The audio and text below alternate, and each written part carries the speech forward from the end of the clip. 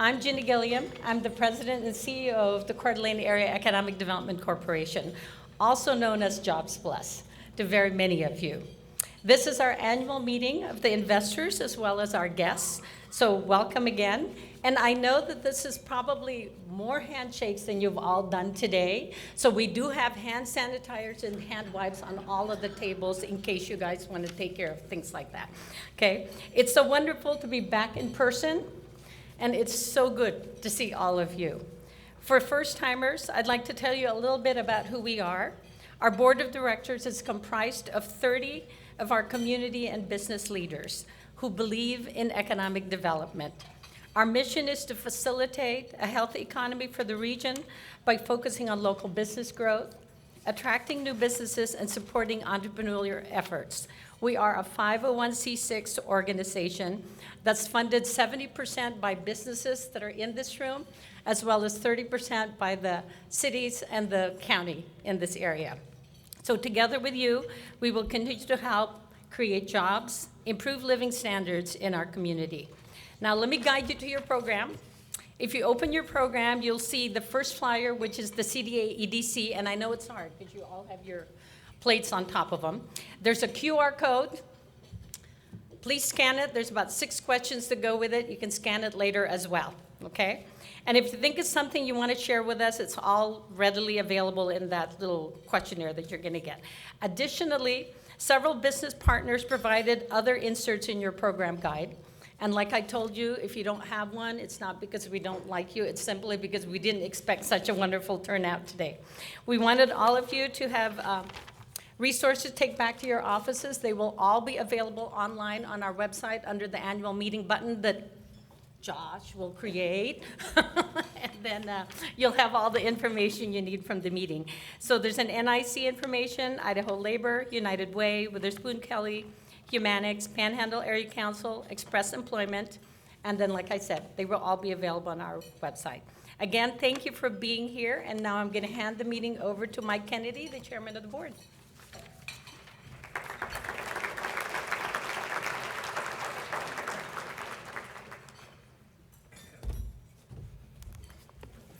Thank you, Gynii. Welcome, everybody. I don't know if you heard her through that number. We were expecting 250, and the number's north of 350. So give yourselves a hand for coming out. Thank you so much. I am Mike Kennedy. I'm the president and CEO of Intermax Networks here in Coeur d'Alene, and I'm the incoming board chairman for this year. Hopefully only 1 year, but these tend to have a life of a few years after that. So I'll try to do some spectacular flame out so I can only do 1 year. Our theme tonight is building for the future. We have, certainly we have the governor speaking, but we have an economist who'll be talking about tying our labor and our talent issues, challenges, ideas, and solutions on topics like housing, education, and other economic development elements within our community. The evolution and interconnections of the overall economy is a topic that Drew will be covering. From workforce housing to business climate, we've all been dealing with them, thinking about them, struggling with them. And those issues are calling out for us to start thinking differently about how we measure economic development success. An important issue that these economists are focusing on is that because of major market changes, traditional metrics such as only job creation, tax revenue, capital investment, just to name a few, don't tell us as much as they used to about the health or success of a community, particularly ours. As a result, perhaps new and adapted goals and metrics are needed. We'll also touch a bit on our current and possible future trends in economic development. There's a term called economic localism you'll hear a little bit about, and we'll talk more about it today. So before we get into the building for the future component of the meeting, I need to go into the very important recognition phase of our program today. We have a 3-person office team that relies on all of you, our partners, to successfully help businesses. So here we go. I'd like to take a moment to recognize our Idaho State elected officials who are here. We'll hear from the governor in a moment, and we appreciate you being here. We also have the Speaker of the Idaho House of Representatives, Scott Bedke, in attendance with us. Speaker Bedke, please stand. You may have read that he had a little bit of work to do last week and accomplished that in only 10 hours and lived to tell the tale, so good for you. Herding cattle is legislators or cows. It's all the same business, right? We have a terrific turnout today of local, county, city, judicial, and taxing district elected officials here. Having been down this road before, I know that if we try to recognize everyone individually, we will certainly miss somebody, and then we'll be subject to a property tax audit or having a rezoning of our neighborhood into a gravel pit. So in order to recognize all of you, I'd like to ask that our local and county elected officials please stand and be recognized or wave your arms from where you are. We have mayors here, council members. We have county commissioners. I think we have a few weed abatement taxing district folks too. Trust me, that can be a tough gig if you're not careful. I'd like to recognize our board of directors. We have over 30 incredible community leaders on the board. On the back of the flyer that Gynii was telling you about earlier, all of their names are listed, but if you could please stand, board of directors for CdAEDC, and be recognized.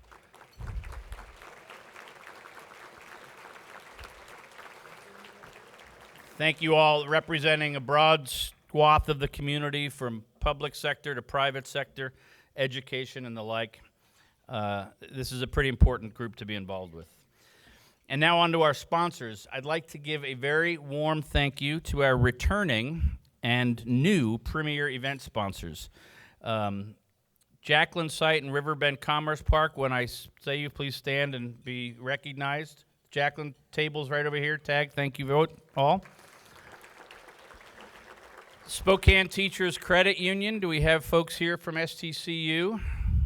Thank you. Good. Appreciate your being here and your premier event sponsorship. Spokane International Airport is a returning sponsor. Do we have any representatives from the airport today?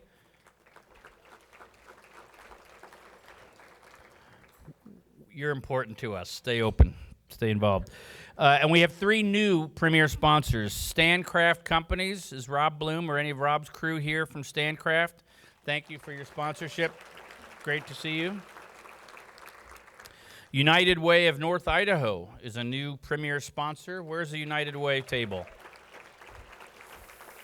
Thank you both. And last but not least, Numerica Credit Union is a new premier sponsor.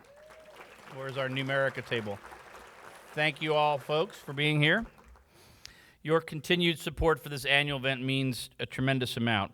We also have 4 event sponsors specifically for today, and I'd like to ask them to stand and be recognized. Young Construction Group. I saw John Young, and do you have any of your team with us, John?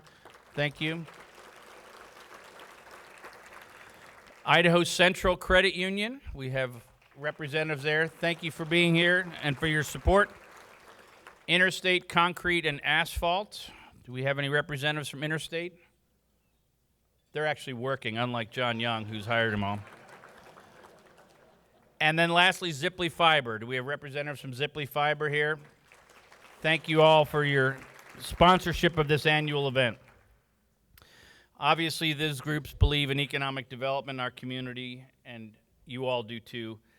Finally, I'd like to thank our investors, because without our investors, we would not be able to do what we do, and that is everyone who's here making any sort of contribution to the organization. So let's give a hand to our investors and members, please.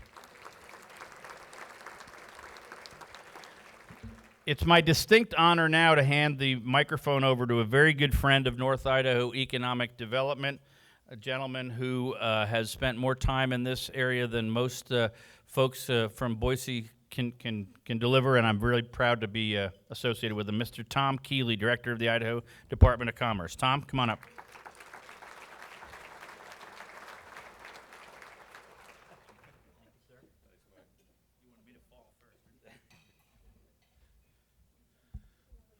Lights are bright. Mike, thanks for that, and good day, everyone. My name is Tom Kealey, Director of the Department of Commerce for the state of Idaho, and I'm glad to be here and back in North Idaho. It's been a little while. I know the last time I was here at this event was 2 years ago, I believe, so glad to be back in person. I also want to thank Gilliam, her team, and her board. We've spent a lot of time together at the Department of Commerce with our team, working with her team and board, and it's been a great working relationship for a long time. And thank you for all those many projects that we've been able to work on and successfully land. It's my pleasure to introduce my boss of almost 4 years and a friend for about 20. I think we're still friends. Governor Little's policies support Idaho schools and businesses. And last week was a very special time for both. There was the special legislative session. The legislature approved, and the governor signed a significant funding commitment to education, a one-time tax refund, and even better, a new lower tax rate to 5.8% for individuals and businesses. Additionally, Micron Technology announced it selected Idaho to invest $15 billion and hire thousands to build the first leading-edge semiconductor facility in the U.S. in 20 years. This new facility will provide new career and educational opportunities, improve our national defense, and reshore the semiconductor industry supply chain. Investments like these have been a hallmark of Governor Little's time in office. The people of Idaho elected Brad Little as the state's 33rd governor in November of 2018, and he became governor January of 2019. Governor Little is an Emmett native, raised on his family's sheep and cattle ranching operation. He graduated from the University of Idaho with a Bachelor of Science in Agribusiness and has worked in the ranching industry his entire professional life. Brad has a terrific wife, Teresa, and a wonderful family. Governor Little has a heart for public service. He first served in public office in 2001 when he was selected to fill a Senate vacancy. He was elected to 4 consecutive terms in the Idaho Senate. He then served as Idaho's 37th lieutenant governor starting in January of 2009. As is evident by his leadership, Governor Little is committed to making decisions through one lens, and that's ensuring Idaho's children and grandchildren have the best possible opportunities to succeed in Idaho. Now, please welcome our Governor, Brad Little.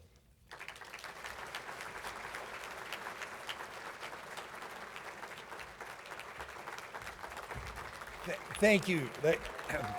Thank you. Very nice. I appreciate that. Thank you very much. Tom, I thought maybe you were on the floor of the House last week practicing those long speeches. Well, let me, first off, Mike's gonna, I've got to do a deal at Rathdrum here in a little bit, so I've got to get out of here pretty early. So I'm just going to give a thumbnail sketch of what I see, where we are, and then I'll try and answer some questions. But you heard both Mike and Tom talk about what happened last week, and what the event was, as the language in our Constitution is an extraordinary. So I Googled extraordinary, and it said remarkable. And, you know, that's appropriate because it was remarkable that in 10 hours, we created for the first time a flat tax in Idaho. We lowered the rates. We are given back $500 million, with it being a minimum of $300 for a single filer or $600 for a dual filer, a joint filer. And then we made big investments in both K-12 and in-demand careers, which NIC will be a recipient of some of those. Now, the language on the education is still just, we basically took money out of the sales tax and put it into an account that the legislature will appropriate. So if you're interested in K-12 and beyond, be sure that you talk to your legislators, because they're going to be the ones that ultimately determine that. The 10% rebate that all of you, and this is off your 2020 taxes, will be similar to the 12% you got this year and the 10% you got the year before that. We were really the first state that did that, and full disclosure, I copied that from Governor Mitch Daniels. And when you are in a position to where you're collecting significantly more money than you're spending, the natural thing is let's just give it back. How do we do that simply?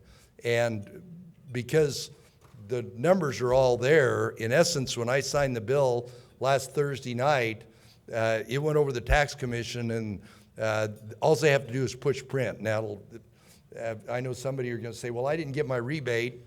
I actually said something to my accountant. He says, well, you haven't filed your 21 taxes yet. I don't know why, but I assume it's some of the investments I got in with the Jacqueline family that my K1s don't come until a year and a half out. Is that what it is, Tom? So, but generally, it's just giving you 10% back of what you put in there. And it's the simplest way to do it. And the reason we're doing that is because we don't know what normal is. The federal government, for whatever reason, has put trillions and trillions and trillions into the economy. We know that this isn't normal. We know that things are going to normalize, so you don't want to spend to your revenues that are coming in, because if normal's lower, you're either going to have to raise taxes or make some kind of a significant cut. So as we grasp what normal is, we're doing what's the most important thing, and that's we continue to put more money into K-12.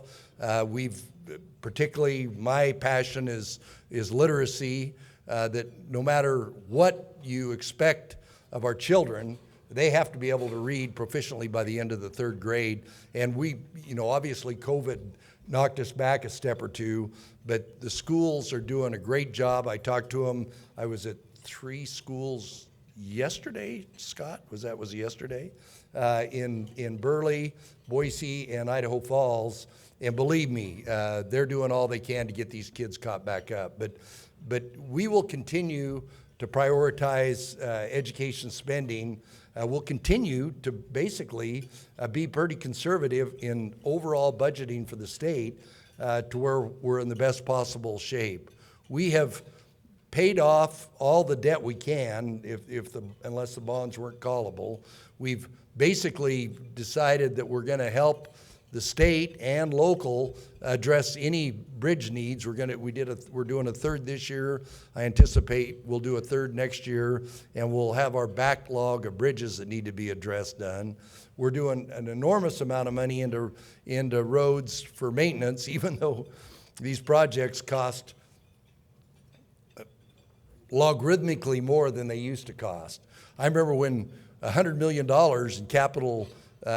in capital expenses and capital investment was a big one. We just cut the ribbon out here on 41, and that was 115 million, I think is what that was. And these projects are just, and of course we all know what right-of-ways cost, and if you're going to widen a road or build a new one. So, but overall, the state really couldn't be doing better.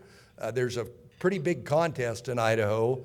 I see some of my realtor friends in the room, and I know they all think they're Realtor of the Year, but by consensus, it is Gavin Newsom and Jay Inslee are the Realtors of the Year for the second year in a row in Idaho, and they've left a mark here. But I feel really good about where we are. That vote that we had last week, 85% of the Idaho legislature on a bipartisan agreement agreed with that. That is in fact extraordinary. That is in fact remarkable that we got that done. We've got that in the books. That's going forward.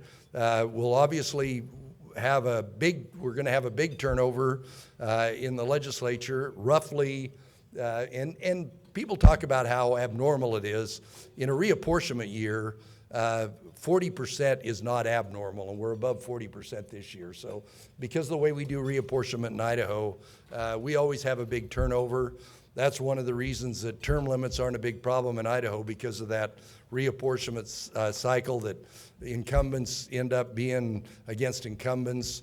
There's just a lot of turnover there. We're going to have new leadership. We won't know who's taking Speaker Bedke's place until the first week of December. We don't know who the committee chairmen are going to be till the first week of December. So there's a lot of unknowns. There's going to be a lot of work. I really urge you to stay in contact with your legislators so that you can tell them what your priorities are for what the state of Idaho is going to be.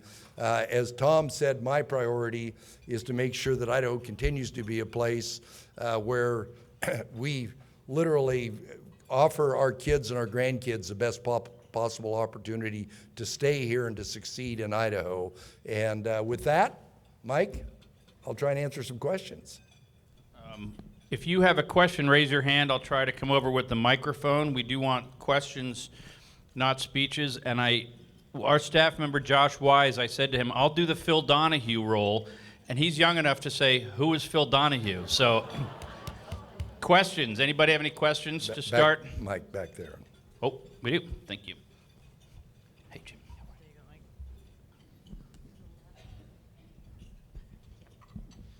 Good afternoon. I just wanted you to mention something about the Coeur d'Alene Lake Advisory Committee and your efforts to keep our lake clean.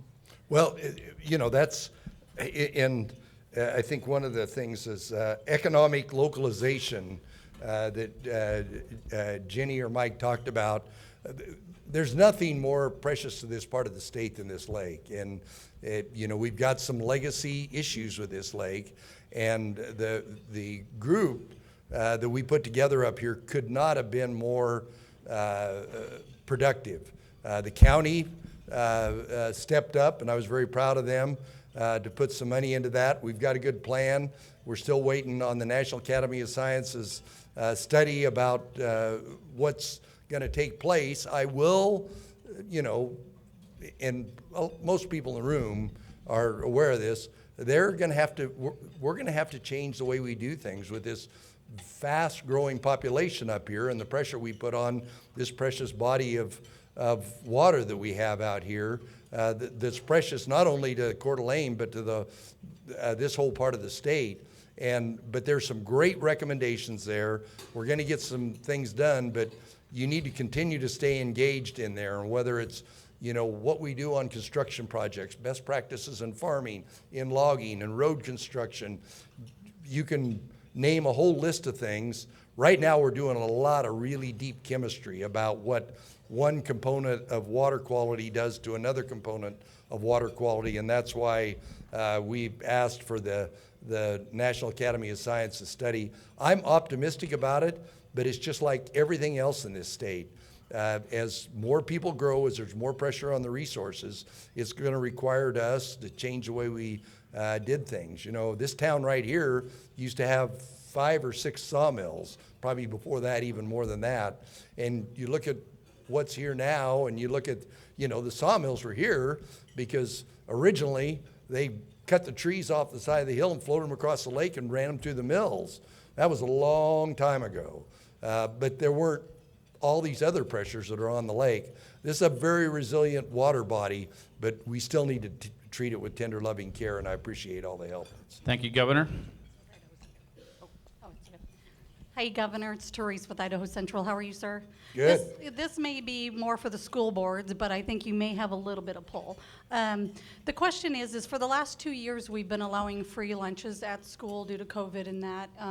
And I have 2 kids in the school districts. What I see is the need for it more and more, and I know they have reduced lunch. Why did Idaho not go ahead and honor that as like Washington did? They're offering free lunch again this school year.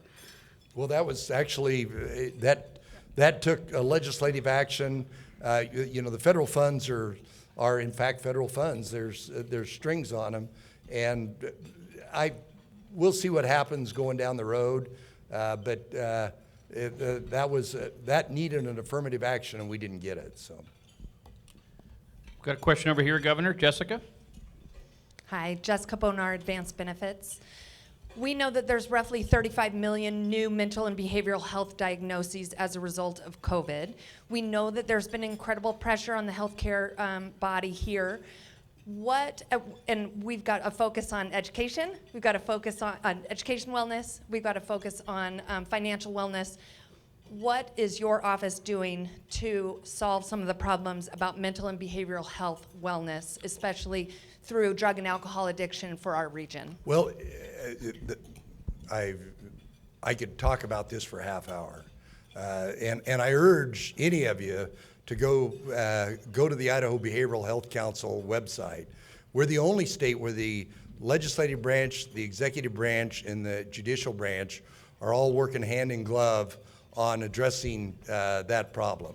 You know, we didn't used to have crisis centers, and now we have crisis centers around the state. Now we have to scale that out.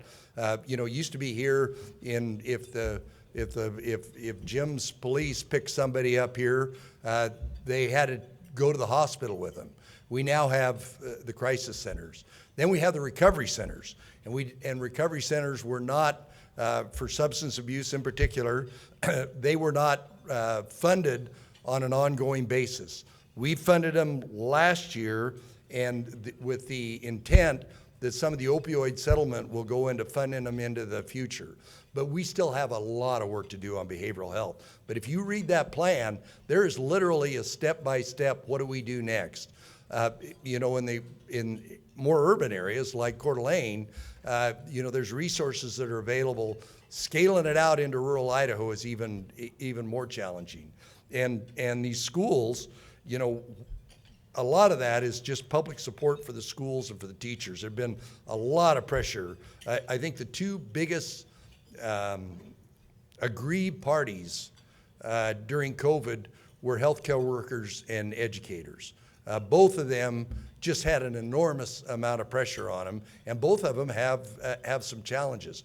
But we know so much more now about what the right thing to do is. But one of the things we're trying to do is have enough professionals. We're doing our health education plan we're implementing that to where we have highly skilled people, and how do we scale them out into other areas? So, and of course, we were up here a month and a half ago, no, probably 3 months ago, with Operation Esto Perpetual, and we're talking about the incredible fentanyl problem, that a lot of it in Coeur d'Alene is because of the way the drugs traffic through the United States, and the fact that this freeway out here is one of the main corridors, and both the sheriff and the police talked about it.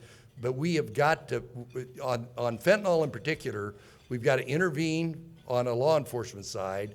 We've got to do, and we just did this year, we're doing grants for interdiction, who Jim's chief of police recommended to us, so that first-time offender, rather than put them in the penal system, and you can't save them all, but you can save some of them on that first time. And then what do you do about the people that really have an addiction problem? And that's where recovery centers and other things. I wish we didn't have to do that, but we do. It's just a fact of life with the methamphetamine, and particularly the fentanyl. It's an absolute travesty what's taking place out there, and everybody needs to be aware of it. So, Governor, we have to get you on the road to Rathdrum, and so I'm going to have one last question, then Brad Marshall's going to come up. It was somebody wanted to know in the back. It's an election year, tough question. Are the Seahawks going to win more than 8 games this year?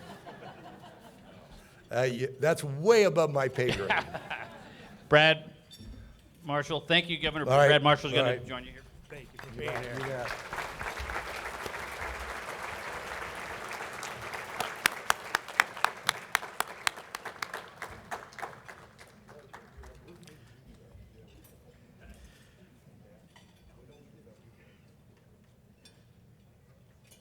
Again, thank you to Governor Little for being here today and all that you've done for the great state of Idaho. You know, many of you know, but the governor's been attending our meetings for a long time, really as long as I can remember. He's always been here. He's always been a huge supporter of Jobs Plus, and it's always great to have him here. It's amazing how much he knows about North Idaho, our strengths and our weaknesses, and he's always working on those and assisting us. Moving on to our keynote speaker, Drew Repp. Drew serves as the content manager of Lightcast community team. In this role, he writes on the labor market and talent attraction trends impacting economic development. His content has appeared in Area Development, Site Selection Magazine, and Livability. Prior to joining Lightcast, he worked in a multitude of economic development roles, including managing a state film incentive, running a trade promotion program for a regional economic development opportunity, and always advocating for a favorable business climate. As part of a large Chamber of Commerce government affairs team. Please help me welcome Drew to the podium.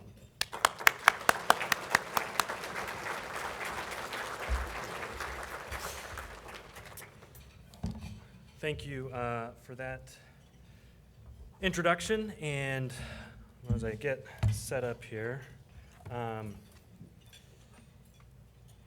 it's really nice to be with everyone today, and I mean that rather literally. I think a few others have said it, that I think the last few of these meetings were done virtually, and so it is really nice to do this all in person. And I will say that I am definitely an introvert, and so for me to say that I'm happy to be in a room with 358 of you, I think is really saying something.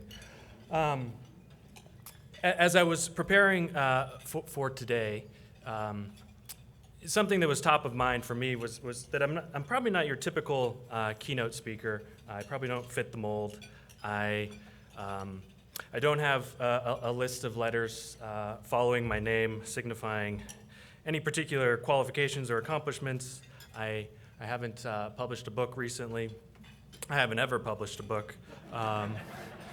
And unlike the governor, I don't have a successful political career. But what I do have is I've had a pretty unique experience in economic development.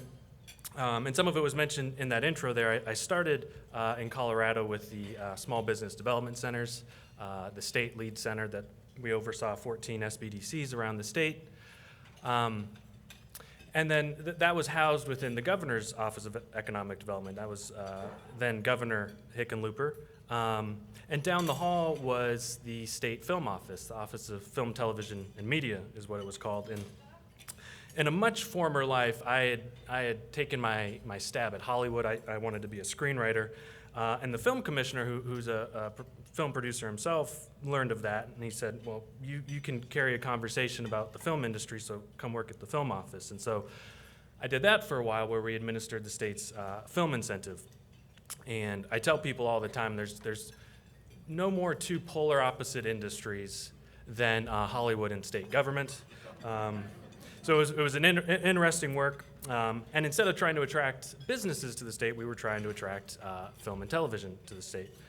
But left that and came back up here to the Inland Northwest, where I'm from, and started working across the border at the regional EDO over there, GSI, and did everything from entrepreneurship ecosystem work and managed a co-working space, and then went into an international trade role where did trade promotion and helped businesses try to find export opportunities, and then went into a government affairs role, and then finally landed doing traditional kind of recruitment and retention work. And so if I haven't held the vast majority of jobs in economic development, and maybe it's a sign that I've gone through so many, but I've at least held probably a majority of them.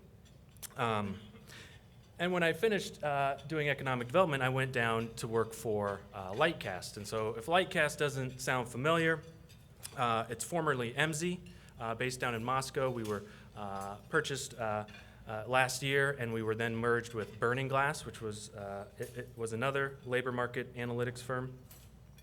And then we rebranded as Lightcast. And so our whole mission is to help communities and universities and businesses really understand the labor market through data and make good decisions.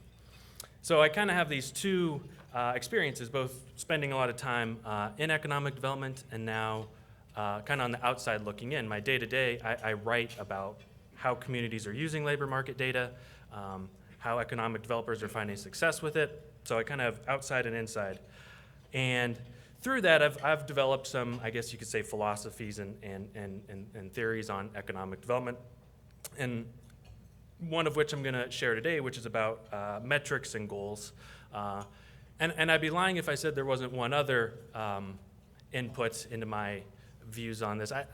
I read a healthy helping of Wendell Berry, and I don't know if folks are familiar with Wendell Berry, but he's a novelist and essayist and conservationist, and he writes a lot about local place and the importance of local culture. And so that, I think, has been peppered in enough to kind of influence kind of how I look at economic development. So with that, what I'd like to do today is talk a little bit about kind of the definition of economic development, how the region is faring under that definition, and maybe under some other lenses how the region is doing, and then kind of point out to me what I think is a little bit of a flaw in the definition of economic development, and consequently what might be some different goals and metrics that we might want to look at, and then finish up with a little bit of a case study.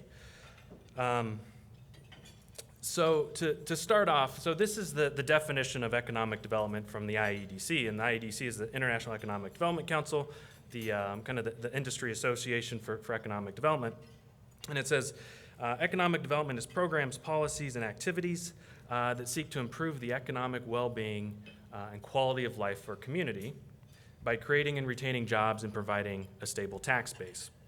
And so I'm going to jump back to this a few times, but if we could kind of try and keep that definition in mind as we're going through this.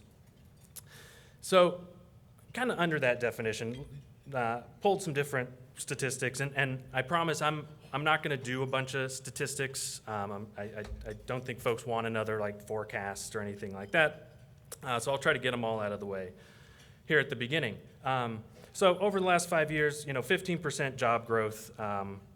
That's over 10,000 jobs in everything from construction at like 2,100 jobs, 1,400 in accommodations and food services, 1,300 in professional and scientific and technical services, 800, nearly 900 jobs in healthcare and social assistance.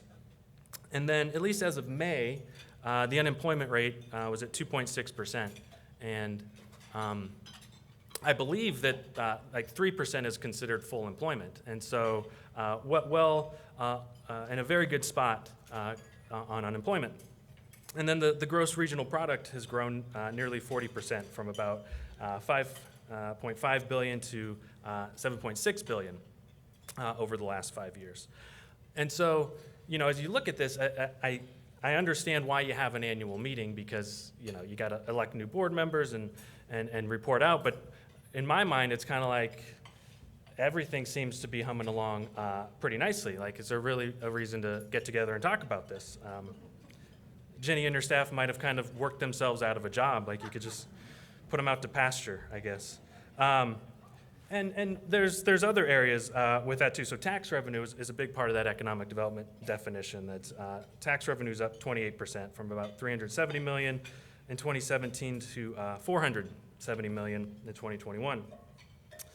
Those with an associate's degree or higher is up 21%. So education attainment is in a good place. It's growing.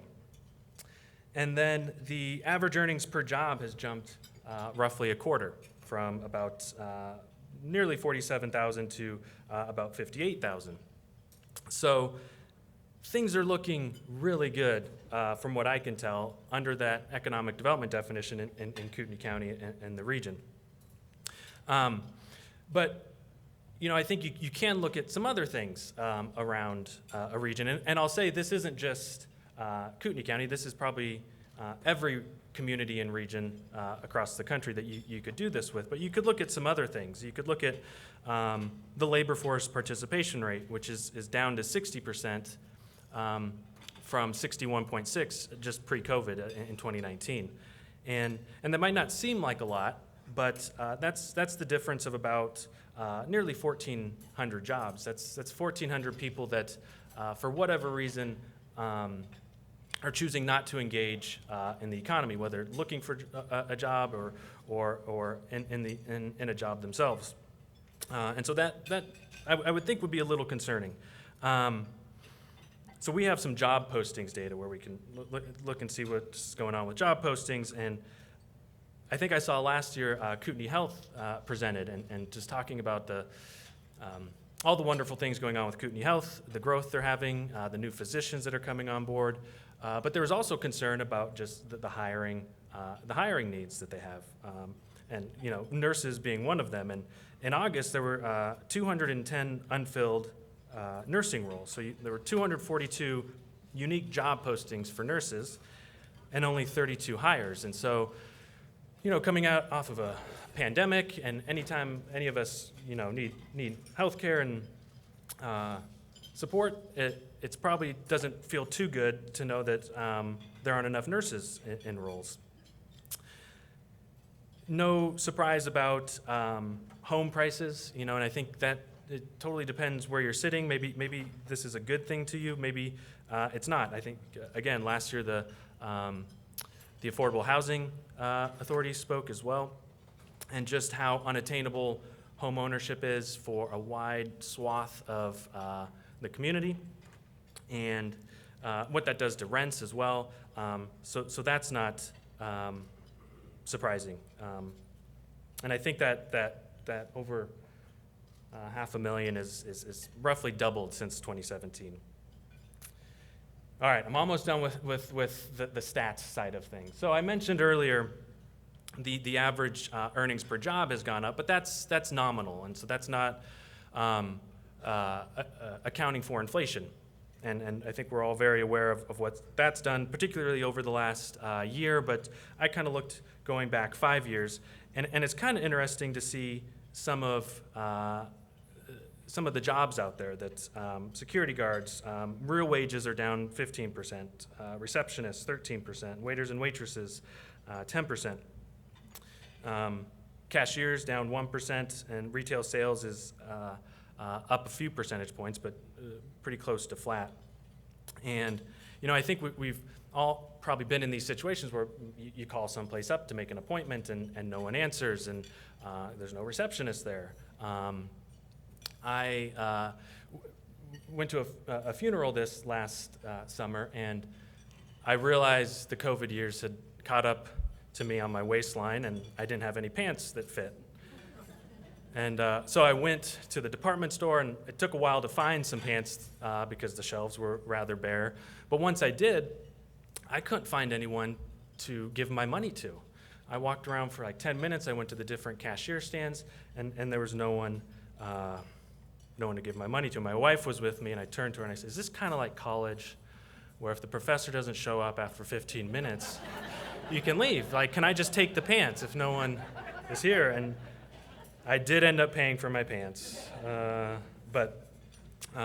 so we've kind of all experienced that. And a lot of these roles are the people that really keep the day-to-day of a community working and things functioning well.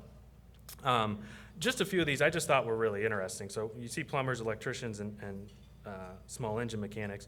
Plumbers is interesting to me because I've been at a function like this, maybe 5 years ago, and the topic, I think, was trades and the skilled trades, and the speaker said, we're quickly getting to the point where the attorney that charges $250 an hour is going to pay his plumber $300 an hour because there's no plumbers, you can't.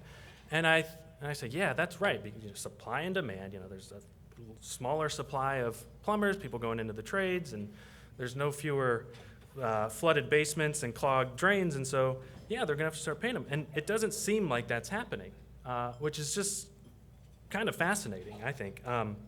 The other one that's kind of interesting to me is small engine mechanics here in Kootenai County. And it would be interesting to ground truth this with folks that kind of work in with boats and things like that here in the area. But I would think in a place like Kootenai County where, yeah, people have boats, people have jet skis and ATVs and snowmobiles, that small engine mechanics would always be in a demand in a way that their wages would always be advancing. I don't have a boat. I know people who have boats, and it seems like there's always something wrong with them and getting tinkered with. So that just kind of seems odd to me. And And so I say all of this, I bring all these points up, and I think you could do this in many different ways. I think you could find all sorts of amazing things going on, as well as some not so great things. And even some of the questions the governor received about the water quality in the lake and mental health and K-12, like, depending where you're sitting and what you work in and who you work with, you could probably point to different things that are going well and going not so well. And so, I'm just gonna grab some water. So the question is, like, what does that all tell us? That there's essentially this tale of two cities. And again, I think this is going on probably in most communities around the country. So I think it tells two things. I think one is that kind of the markets and our economy has shifted in such a profound way, just really tectonic shifts over the last few decades, that kind of these historical metrics we look at don't tell us quite what they used to. And I think somewhere in that intro it said that you were hearing from an economist, and maybe technically I'm an economist. I do have an economics degree, and I don't know if that makes you an economist. I just was able to get through the classes. So I don't know the huge reasons why, but I think we can all kind of look at the massive tech shifts that have occurred over the last few decades, what that's done to the skills required for jobs, everything from e-commerce, how we purchase and consume things. You kind of couple that with things that happened kind of before that with globalization and free trade agreements. I mentioned I did international trade work, and I was doing that work during the huge Trans-Pacific Partnership debate that was going on. And regardless if you think NAFTA and those are good or bad, free trade agreements had a massive impact on how we conducted business and how economies functioned. And so you kind of just wrap all those things together, and all of a sudden, a person with a job or a person with a college degree, that doesn't tell you how things are going quite the way it used to. And so if by chance you essentially buy what I'm selling there with that kind of theory or thought, then the next thing I think it says is, well, if that's the case, then maybe we need to be measuring some different things and we need some different goals. And that's what I would propose, and that's what we're going to talk about next. And one of the things I've been thinking about is just how it seems like economic development groups and communities have been kind of slow to respond to this big shift. And I've been trying to figure out why. And it was about 6 months or a year ago, I think I figured out kind of why there's been this slow adaptation to needing to look at things differently. And it goes back to this thing called Goodhart's Law, and I think I'm saying his name right.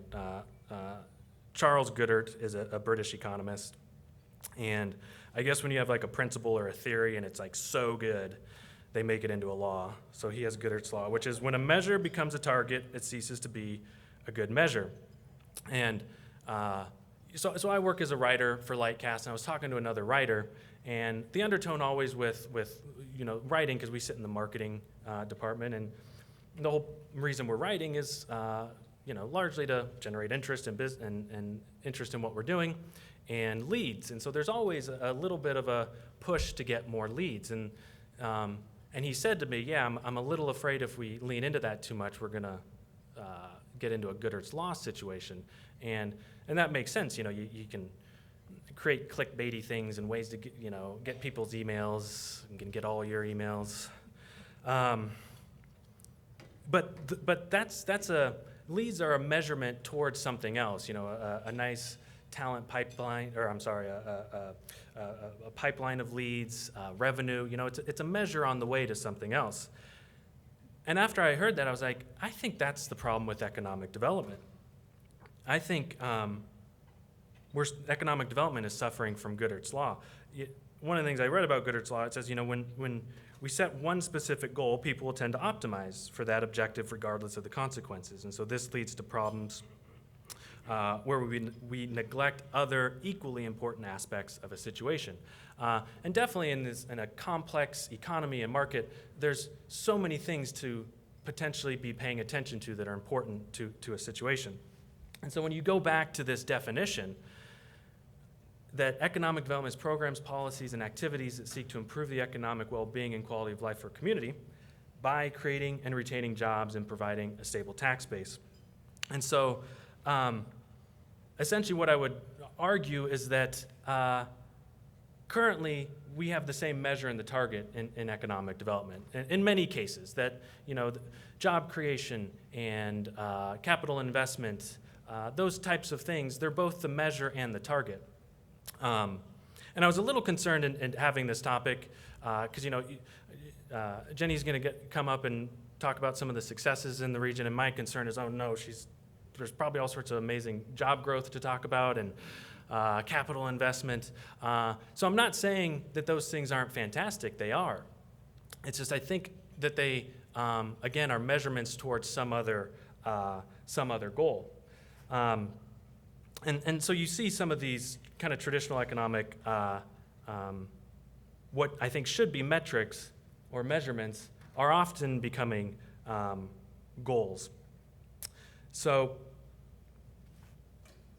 this, I think, is a little bit more potentially of what it should be like, that if you go back to that definition, improving the economic well-being and quality of life for a community, that's the target. That's the goal, and there's all sorts of different goals within that, that have to do with economic well-being and quality of life. And these measurements, these things of creating and retaining jobs, those are, again, the measurements on the way to those things. This seems like an odd slide, and I suppose it is. But I am excited for fall and football. I never played football because I like my body the way it is. But, so the NFL starts tomorrow, and college football started in earnest last weekend. And, the Battle of the Palouse happened. I enjoyed watching that game. I suppose this is a situation where I could say something about who won and who didn't, but I come from a long line of Whitman County farmers, and so I have an affinity towards WSU. But now I work for Lightcast, which is based in Moscow, and I love Moscow and the University of Idaho. And my alma mater, like our only claim to sports fame, is we have a good water polo team. And so I have no claim on sports. But I've been thinking a lot about sports and football as it pertains to Goodhart's Law. And any team that is playing, take football, their goal is to win the game. And there's different measurements that would tell you if you're likely to achieve that goal, and how many touchdowns you score, and yards of offense, and how many yards you hold the opposing team to, and sacks. Those are measurements on the way to winning the game. And it was interesting with the Battle on the Palouse, I saw some of the headlines, basically an ugly win. And my guess is that Dickert, the coach for WSU, really could care less how ugly it was, because they achieved the goal. The measurements aren't he's going to want to improve those measurements to increase the likelihood of winning the next game, but they're not the goal. And so I was thinking, what are some situations where someone had really good measurements and still lost the game? And so I looked this up, and Kurt Warner had one of the most statistically productive Super Bowl games in history. He threw for 377 yards and 3 touchdowns and great QB rating, but they lost the game. And I think he would tell you, I would have much rather won the game. And I think you see this play out in economic development in different, there's some examples. I think often to the call center example, where someone was giving me some grief. Am I going to have puns today? And I will. When the call center calls up and they say, we'd like to locate our call center, then we're gonna hire 300 people, and not only that, we're gonna open 2 more call centers over the next 5 years, and it's gonna be 500 people in total. And the community looks at it and they're like, well, the wages and where they want to locate those and the infrastructure, and it's not really what we're after. But they say this isn't really worth our time and resources. But because jobs, for example, are becoming more than just a measurement, they're a goal, it's really hard for the community to not pick up the phone and work with them on that, because the measure has become the target. Another example is the whole Amazon HQ2 situation. And my guess is that most of the communities that put in a proposal for that are now counting their lucky stars. They didn't get it with everything going on with housing. I know they've split up where those jobs are going, but originally it was 50,000 jobs in one place. And can you just imagine what that would do to most communities' housing situation to just plop over, even if it's over 10 years or whatever, 50,000 Amazon tech workers and their salaries into a community. But most communities threw themselves at it because of the jobs, and the jobs had turned into the goal as opposed to a target on the way. There we go. So then the question is, again, if maybe you're still buying what I'm trying to sell here, the question is, well, yeah, that might be the case. So then what are some different goals? And these are just some ideas. And it could totally depend on the community. And one of the reasons I like this topic today of building for the future is, North Idaho is the type of region that's going to achieve whatever goals they set out for themselves to achieve. And so it's just important to have the right goals. So I'm not saying these need to be them. These are just some that I'll talk about another community that did stuff like this. So they had a goal of improved job access. So accessibility and proximity to jobs. Is there public transportation? Do people have broadband to access remote jobs? That sort of thing. Greater economic stability. So addressing burdens that might impair a person or a family's ability to prosper.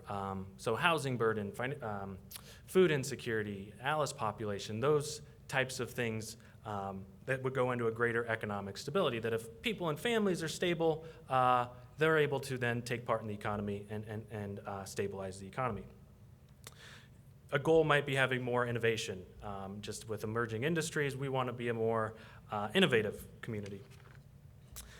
Shared prosperity. So as the economy grows, we want everyone to grow with it. Could be a goal. Another goal could be economic strength, or maybe a better name would be economic resiliency. An economy and a community that's both competitive and diverse, and so it can absorb shocks. And I think this is probably going to be a pretty important thing to communities coming out of COVID, trying to figure out, boy, if we have another situation like that, how will we be able to respond to it?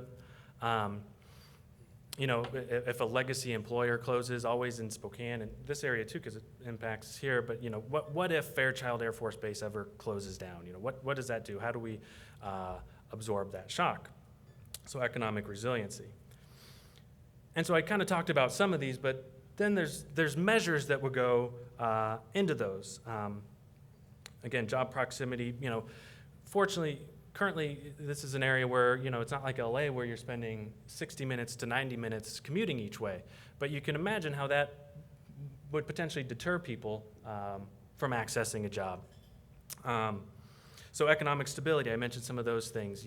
Some of those traditional economic development metrics like education attainment, is a measurement that would go into something like economic stability.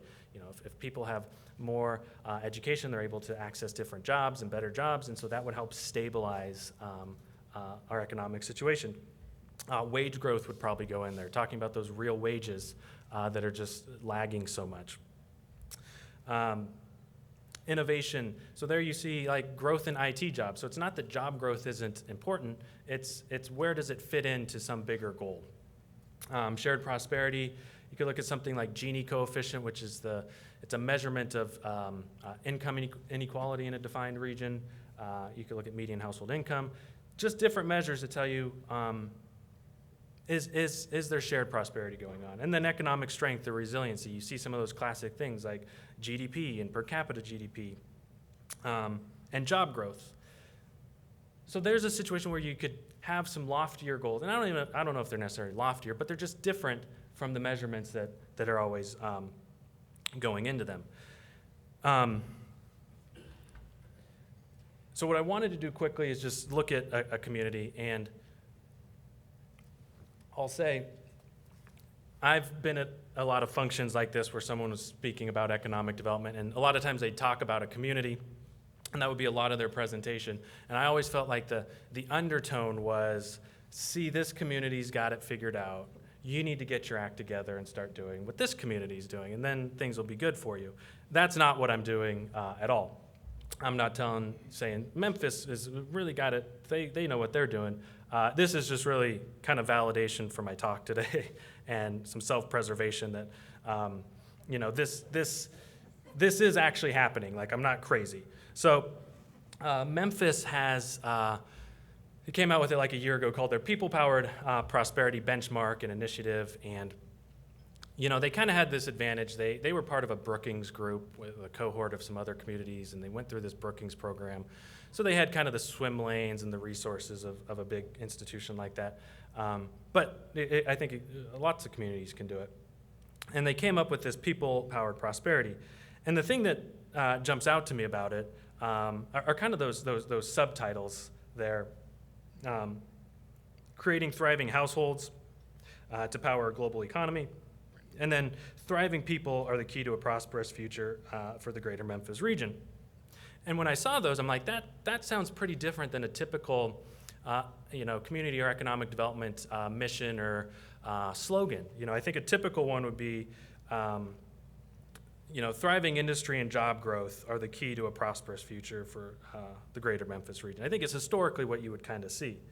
And so they're doing this kind of unique thing where, depending on how you look at it, going upstream or downstream, but they're saying, okay, people, it's people that work in the economy and drive it, so we need to make sure they're prospering. And so if they're prospering and those households are prospering, I think the economy will follow suit.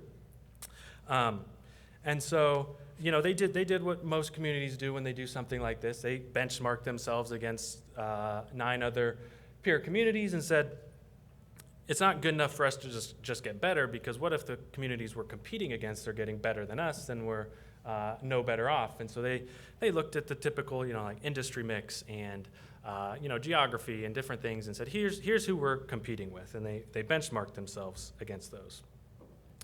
And then you'll quickly see that I just stole those previous slides from Memphis and ripped them off. But what they did is, and they have others than these, but you see that the goal is their job, their score, and their rank amongst those other communities. And I can't remember exactly how they came up with the score. I think, some sort of index based on those measures.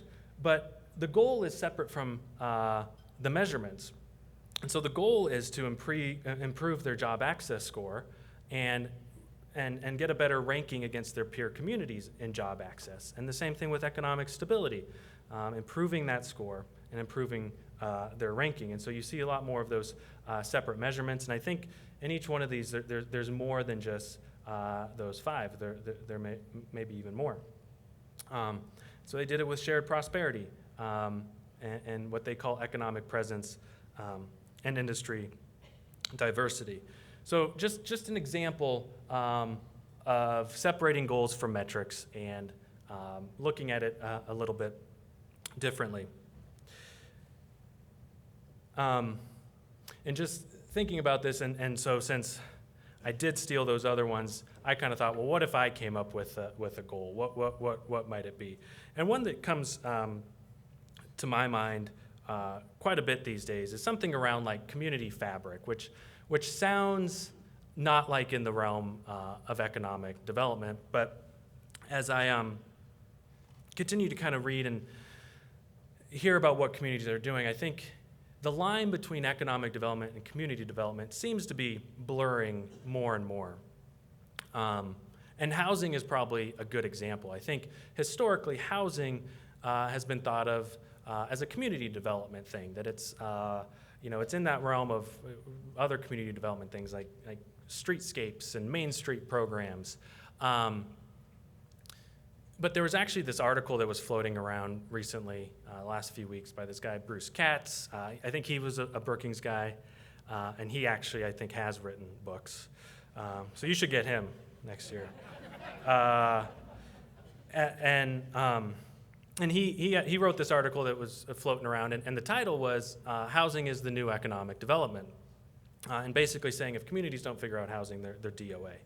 And so that's just, and I think a lot of communities are moving that direction. And so you see this blurring line between economic and community type development. And so if you were to do something like that, you could do some sort of community fabric type thing where you look at, home ownership rates and you look at resident workers, people that both are able to work and live in the same community. You could look at young adult migration. I think the governor mentioned, about retaining young people, and it's kind of interesting. This image here is from a report that Census and Harvard did. They did this joint study, and they looked at youth migration of folks between the ages of 18 and 26. And what they found is that the younger people are staying closer to home was like the big finding, which I personally think is a fantastic thing. As you just think about local cultures and communities, it's good that young people are staying closer to home, and I think that improves community fabric. And so maybe that's a measurement that in this situation, I think they look at like commuting sheds, which is why it's kind of like Spokane and Kootenai County. But you could say we want to raise that percentage of young people that are staying here. The labor force participation rate is just continues to be this major issue. Particularly prime age men not being in the workforce, and there's potentially lots of reasons for that. But you could say for our community to have a better fabric, we got to figure out why people aren't engaging in the economy. And so commute time, home ownership rate, all sorts of things like that. And admittedly, I kind of stole that again, even though I said it was kind of original. But I came across, I think this is the Congressional Joint Economic Committee. They've been having this project for like 3 years called the Social Capital Project. And they're looking at a combination of these associational life and kind of economic things that contribute to whether you have social capital in a community. And again, that I think at first blush, that's way outside of economic development. But again, if a community and economy to thrive, you need people in a good place, it seems like you got to go upstream to those things like that. And so they do it at the state level. They actually drill it down to the county level. And so that's for Kootenai County there. So just to kind of summarize here, we kind of looked at these two Kootenai County situations we have going on, and thinking that what that tells us is that markets have shifted and changed in a way that some of these metrics it's not that they're not good, they just aren't telling us the same things they used to. And then talked a little bit about Goodhart's Law and how a lot of economic development work might be suffering from having measures that are also targets, and then looked at some other possible goals and metrics to go along with it, and then a little bit of a case study with Memphis.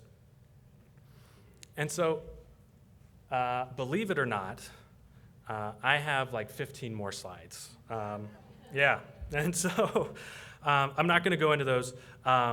And I think that's where, talking about economic localism, what I want to do is, we can look at some trends and like where things are going, and I was going to kind of Babe Ruth it and call my shot on what's coming next. But if you want those, we have those slides, obviously. But I'm going to stop. I mentioned Wendell Berry. One of his agrarian principles is that enough is better than too much. And so I think this is enough, and rather than do too much, I'll stop. The last thing I will, just a little anecdote to finish with. Kind of this little saying, don't let the facts get in the way of the truth. And so I'd never heard that before. A community, a client said that. Don't let the facts get in the way of the truth. And I thought that's not, I didn't say it's stupid, but that doesn't make any sense. Like, the facts are the truth. And I think it was I was interviewing them for a case study, and so I hung up the phone. I was like, great interview, but that thing they said about facts being the truth, what the heck was that? Then a few weeks, a little while later, I saw this post or article or something about the ag industry and how much more food we're able to produce on less acreage and with tech advancements and that sort of thing. And I mentioned I come from line of farmers. I wasn't a farmer myself. That they weren't going to try to have me do that. But I read that and I was like, that's factually true, or it's those facts are right. We are producing more, but that's not the truth. Like the truth is, you got soil degradation and erosion, and we're just squeezing more and more out of each acre, and then that dawned on me, like, yeah, that I get it now. Don't let the facts get in the way of the truth. Like that's factually right, but it's not the truth of the situation. And so I guess I would just leave with these are great. There's some amazing facts about this region, and I think every region. But I think if we're truthful with ourselves, there's things we want to see different or better, or improved or changed. And so, celebrate those wins and victories and those facts, but don't let it get too in the way of the truth you want to be working towards. So, thank you for hearing me out on my little philosophy here. Appreciate it.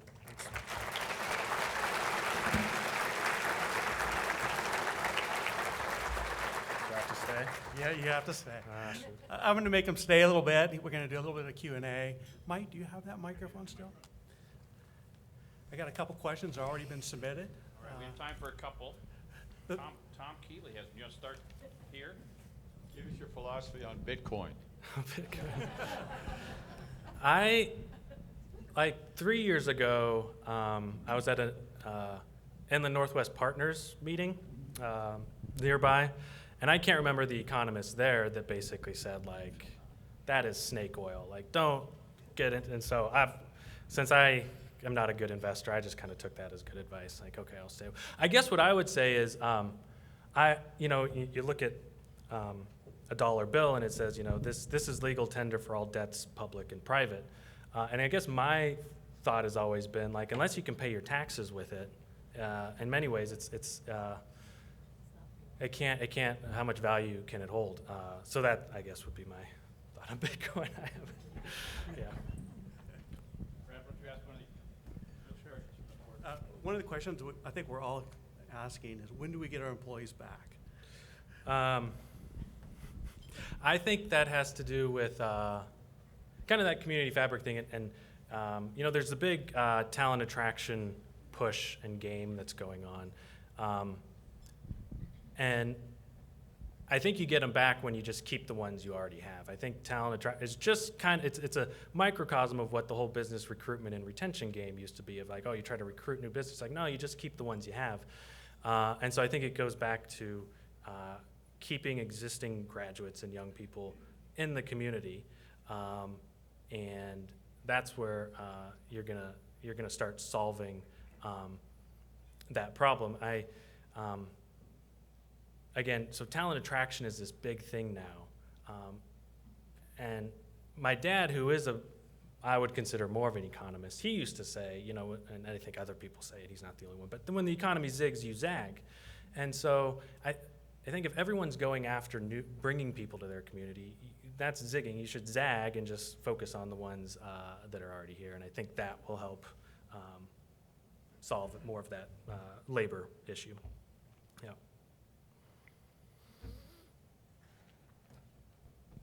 Any other questions? Hi there, Katie Hunt with Omnia HR.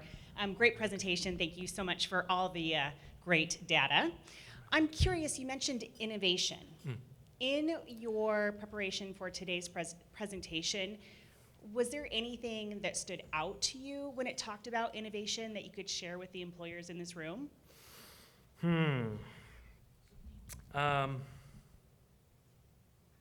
So this is probably left field, and that seems to be the gist of what I'm talking about today. Again, I think you have this big innovative tech push, and how skills are changing so fast. I think, I guess this isn't so much I guess it is for businesses. I think an innovative thing businesses can continue to try to do, there was talk of local economies and localism, which I didn't get to. But I think an innovative thing that businesses can start doing is starting to think a lot more locally. And I realize that's not innovation like robotics and AI and that sort of thing. But as you look at supply chain issues, which don't seem to be going away, and the worker shortage, and just all those issues, I think more and more communities are going to have to be more localized. And that's not isolationism, isn't what I'm saying. It's the whole idea of fixing leakage within a community, that there's dollars leaving that don't need to be leaving. And so I think, businesses that can localize more will be kind of on the front end. I talked about the Babe Ruth thing. That's what I think the next trend should be in economic development. I don't know if it will be. But I think meeting more of your demand from local suppliers in the region, you talk about resiliency, it's gonna make communities more resilient. It's just seems like a good move, a good innovative move that goes counterintuitive to a lot of what we've seen over the last few decades of outsourcing and that sort of thing. So. I'm going to wrap up. All right. Drew, thank you Thank so you, much appreciate it. for being here. A big hand of applause. Before you go, we have a gift, and those of us from Idaho, this is a huckleberry-themed gift, so Awesome. very precious. I love it. Thank you very much. Appreciate it.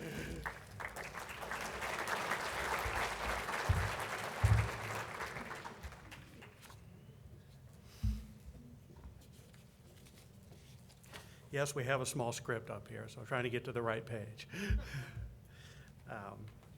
Let's see here.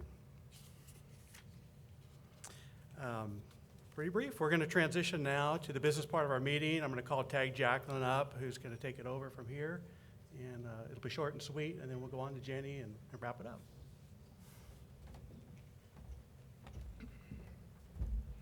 Thanks, Brad. And thank you, Drew, for the presentation. That was excellent. Thank you. So as Brad mentioned, this is the business portion of this meeting. I'm going to first introduce our executive team and go over our officers for this year. And I'm also going to introduce our new board directors. So on our executive team for this year, we have Mike Kennedy, chairman of Intermax Networks. We have Brad Marshall, the outgoing chairman of JUB Engineering. And then, of course, myself, Tag Jacqueline, treasurer, Jacqueline Land Company in Riverbend Commerce Park, as well as David Flood is our secretary from STCU. Our new board directors, we have Jim Hammond, City of Coeur d'Alene Mayor, Scott Fursell, City of Hayden Mayor, Andrew Fields from the University of Idaho, as well as Nick Swain, North Idaho College. And so as we said, this is the business portion. So at this time, I'm actually going to move that we ask the members of the Coeur d'Alene Economic Development Council, also known as Jobs Plus, to ratify the slate of these new directors and new officers by a voice vote. Do I have a second? Second. Thank you, Eve. Okay, all members in favor of appointing this new slate of directors and board of officers, please say aye. Aye. Any opposed? The ayes have it. Welcome to our new board members. Thank you for your sincere engagement in our community and all the work that you have done and continue to do to help our region thrive. And at this point, we'd also like to thank our outgoing board members, and those directors are Larry Stauffer, Mike Sabali, Michael Wolstein, and Linda Davis for all their time and efforts given. Can we please give them a round of applause?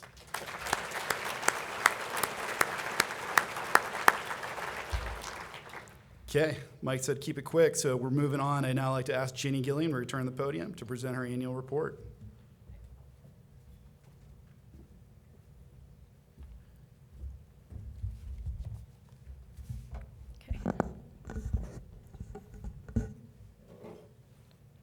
I don't see my presentation up there, but I can always fake it. So we're good. So I'm going to go ahead and get started while they're getting it ready. So number one, we're happy to report that the organization is in sound condition. Financially, our budget and income are holding steady, albeit we've had some decreases in investment because of the pandemic. And those funds we hope to recover as soon as our businesses also recover. As for projects, we do continue to have a project list of about 50. A quarter of them is existing businesses in the area. Half of them are the long-term business attraction projects that we have, and the other quarter on new leads. So in keeping with what Drew said, Today, however, instead of expanding on the details of these particular numbers, what I want to highlight are some of the things that our partners and that we have been doing to address some of the key challenges in the area. Okay? So let me start with, we do have a strong economy. You heard that from Drew, and you're all reading that in the paper. We've been in the national news several times because we are growing, and that is a good thing, by the way, that we're growing. But yes, growth definitely presents some challenges for us. And number one for us, and for a lot of communities as well, is the shortage of talent. And it's not exclusive to us. Cities across the globe are also navigating the demographic changes in workforce. In our region, talent shortage is top of mind, whether it's attraction, retention, growing our own, or assisting our workforce find housing and childcare. Based on conservative estimates, we have about 2,700 positions open.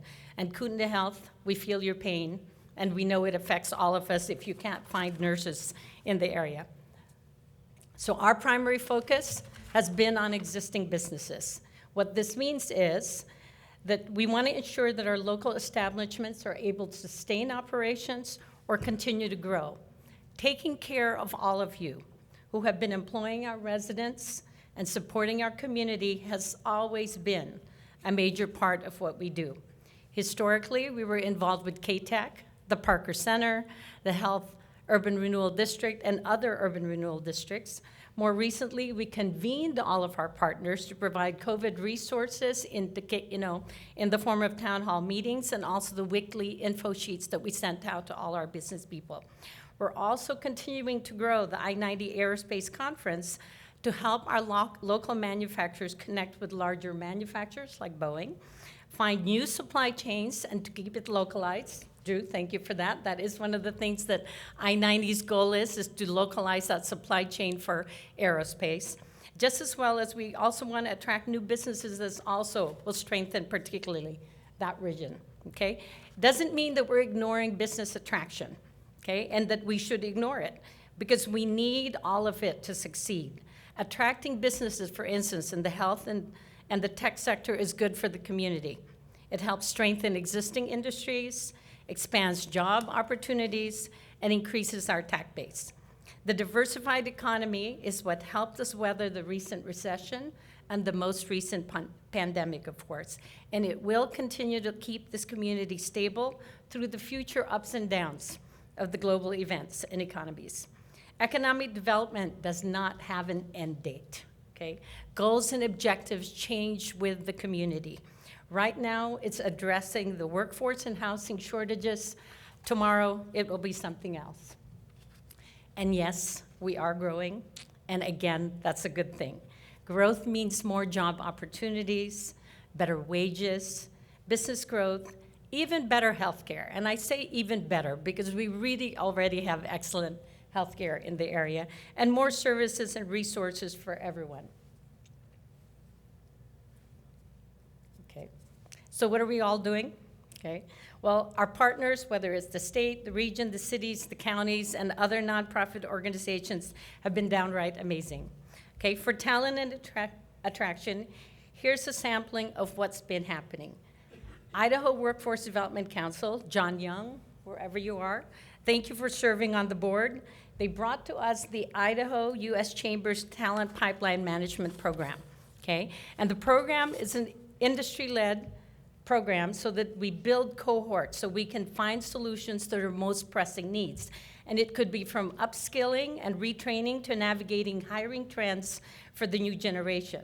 So far, we've established 2 cohorts in the health and construction industry with plans to do more.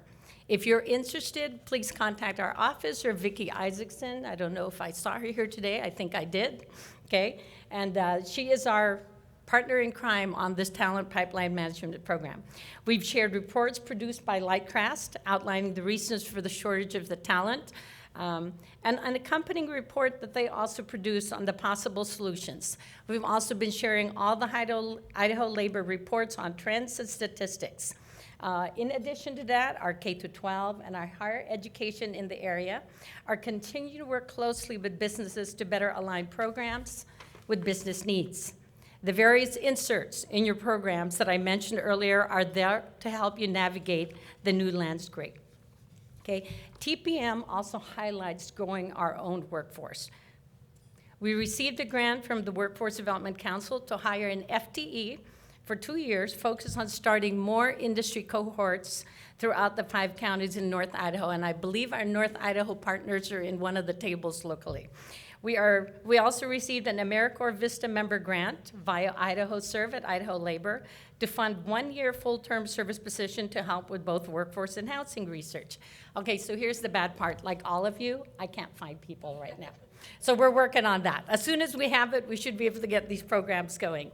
So Idaho Launch is funding for every Idahoan to upskill, reskill, or learn a new skill to create a more ready workforce.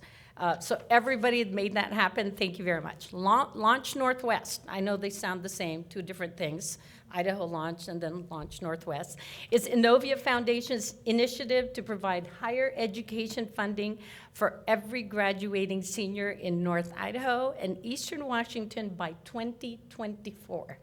This is a worthy and amazing goal, and if anybody can help, please do so, okay? Our other big challenge, sometimes this seems to work, sometimes it doesn't. Our other big challenge, of course, is housing our workforce. On this front, we partnered with PAHA, the Panhandle Affordable Housing Alliance, to commission a University of Idaho study on the affordability and availability of housing in Kootenai County. We're almost 2,400 short on homes. That's conservatively speaking. That, by the way, is equivalent to 1.5 years of construction. So if we don't continue to build, we're going to get further behind on housing people that are already here.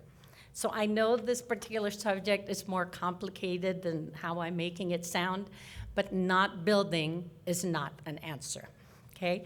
Both PAHA and the Regional Housing Group, thank you, Maggie, I know she's here, and I know Kiki is here as well for all the work you're doing, are also looking at private industry solutions.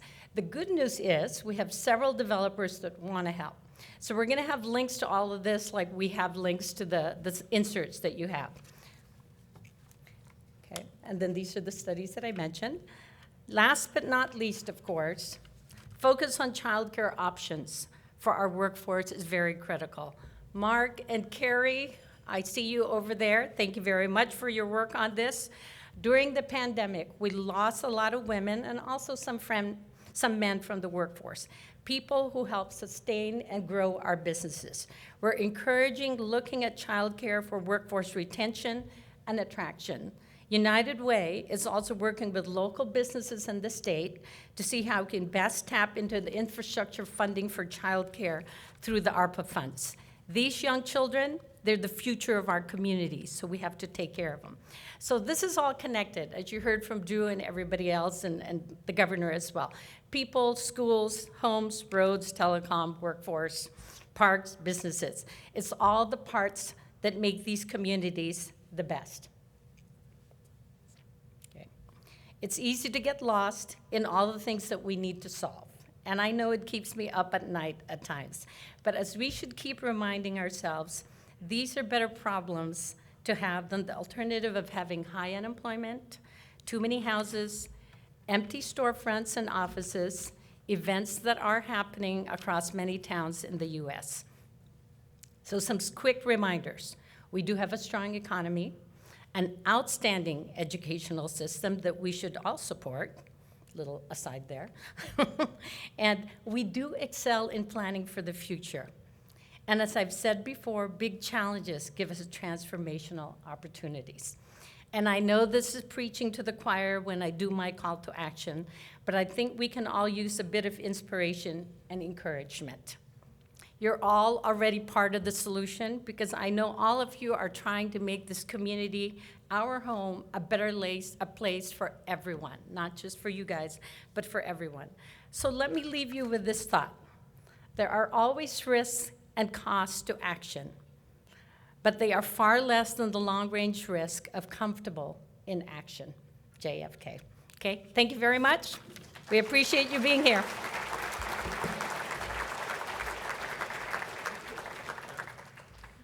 Okay, we're almost done, I promise you. 30 seconds left. Thank you all for being here. We learned a lot today. I have to say that the most interesting thing that we learned is the governor announced he hasn't filed his taxes because of some land deal with the Jacklins. So news was made here today, Tom Stoser and TAG. For those of you who are new to our annual meeting, thank you much for your attendance. We hope to see you at next year's as well.